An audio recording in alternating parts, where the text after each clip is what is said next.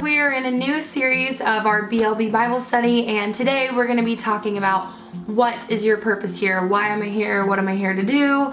What do I go to school for? What does my future look like? This, that, na. We are going to have a biblical perspective on how we should live our life and what our purpose on this earth is. Let's get started. I have notes. One of the things that I wrote down is a lot of people say, I need to find my life's purpose in this work.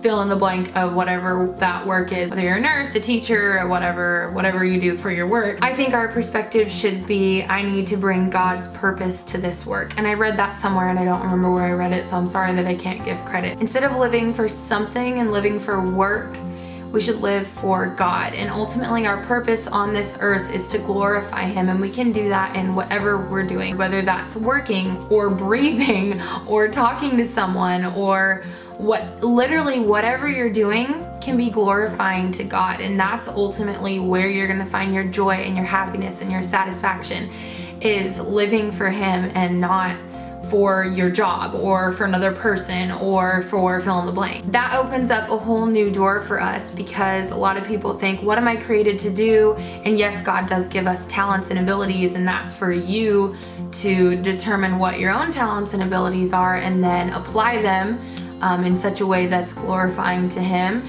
And God gives us free will, so we can choose what we want to do with our life. But ultimately, you know, the Bible isn't a roadmap and a guidebook to our life. It's not, you're not going to open the Bible and find, oh, well, I think that I should be a nurse because no. The Bible is a book about God. And whatever we do, whether we are being teachers or bloggers or being a makeup artist, whatever you want to do, if you're bringing God's purpose to that work, then you're going to feel satisfied and you're going to have the joy of the Lord, because your joy doesn't come from circumstances, it comes from Him. And the joy of the Lord is our strength. And so if you're worried about what you want to do and you don't know, or you don't feel satisfied in what you're doing, I just really encourage you to seek the Lord, because that's the only thing that's going to bring you happiness and contentment and fulfillment. Because you can make a ton of money and not be satisfied, and you can honestly have no money and not be satisfied. The only thing that satisfies is Jesus. And so I want to look at this verse. So we're going to be really focused in on the book Ecclesiastes, which was written by Solomon. And Solomon had everything. He had women, he had money, he had power, fame, fortune, you name it, Solomon had it. He built pools that were like I've always wanted a pool because I grew up and I had a pool, so we're just gonna go on a little tangent. He had these huge pools built for him. Like, we're talking not just like a pool, but we're talking like a full-on like swimming hole, and he had multiple of them built. He had like acres of land that was landscaped, and tons of money and tons of power, and everybody knew who he was. It's like, you think of the most popular person like on YouTube, and you think of like Solomon being that in this case of being on YouTube. And he kind of had what everybody wanted, but at the end of the day, he wasn't satisfied with his life. He even says, it says in Ecclesiastes 2:11, and indeed all was vanity. He calls all of that vanity, which is pretty crazy if you think about it, because a lot of the things that we chase after, fame, fortune, money, power, he says all of it was vanity and grasping for the wind. All of that he strived for, all that he labored for, all that he worked so hard in his life for, was chasing after the wind, was pointless, he's saying. And I just want you to try and wrap your mind around the fact that he had everything that we could possibly want here on earth. He had that, and he still wasn't happy. Later on in Ecclesiastes it says, and what profit has he who has labored for the wind? He's basically saying there's no profit for those of you who are laboring after the wrong things. It's like I talked about in another video, you hit one goalpost and then you want to get to the next one, and it's this never ending, like, how many goalposts can there be? It also says in Ecclesiastes 5:20, God keeps him busy with the joy of his heart. And I firmly believe that if you find something that you absolutely love to do it with all of your heart, and God will bring you satisfaction in that area, not through what you're doing, but because what you're doing is for the Lord. Do whatever you're doing for the Lord, and you will find joy. I really encourage you guys to read Ecclesiastes chapters 5 and 6, or just the whole book in general. I read something that says Ecclesiastes is in the Bible so that nothing would be in our heart but Jesus. We do strive after the wrong kinds of things, and we look for love in the wrong areas of our life, whether that's in relationships or money or fame, and we're left empty. And I love that Matt Chandler actually wrote that.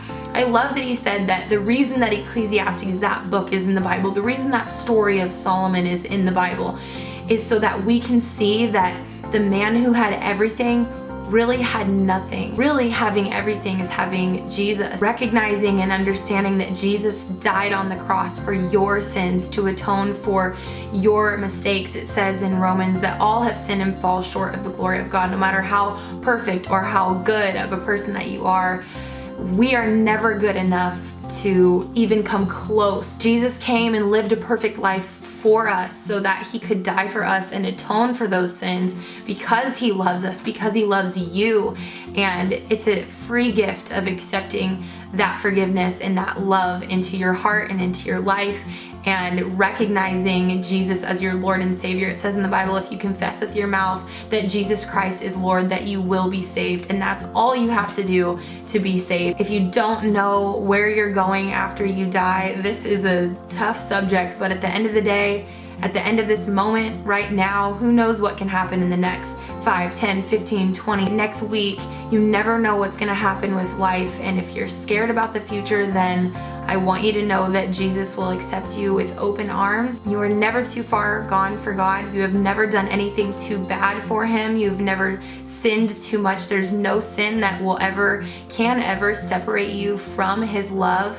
And he loves you with an everlasting love. And if you accept his forgiveness and accept him as the Lord of your life, you will be saved. You will experience joy beyond your wildest understanding. With all that being said, there's a verse in Matthew 6:21 that says, where your treasure is, there your heart will be also. So I want to ask you, where is your treasure? Is your treasure here on earth? Is it all about you and what you want to do and how you want to live, and if you get this and get that? Is your treasure in your work, your job, money, relationships, physical appearance, or attention? Are you storing up the wrong treasure in the wrong place because that's not satisfying? Then there's a verse right before in Matthew 6:20 that says, store your treasures in heaven where moths and rust cannot destroy and thieves do not break in and steal. When your treasure is in heaven and your desire is to know and please the Lord, that's when you're going to be satisfied. That's when you're going to be working unto the Lord and doing everything for him and through him, because